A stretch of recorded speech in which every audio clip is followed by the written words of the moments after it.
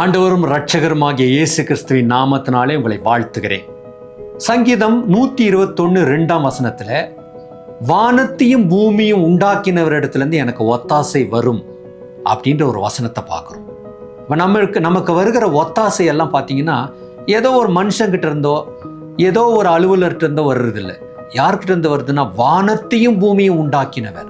அப்போ பாருங்க, அவருடைய மகத்துவம் எவ்வளவு பெருசு. அவரால் செய்ய முடியாத காரியம் ஏதாவது இருக்குதா? உங்களுடைய பிரச்சனைகள் எல்லாம் அவருக்கு ஒரு ஒரு சின்ன தூசி மாதிரி. ஏன்னா அவர் வானத்தையும் பூமியும் உண்டாக்கினவர்.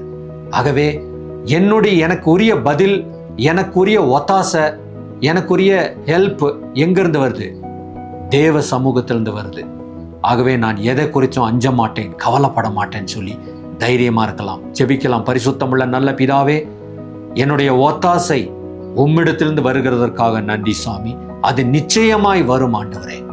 நான் ஆசீர்வதிக்கப்பட்ட மனுஷனா நான் நிற்பேன் ராஜா. உமக்கு ஸ்தோத்திரம். இயேசுவின் நாமத்தில் ஜெபிக்கிறேன் பிதாவே, ஆமென்.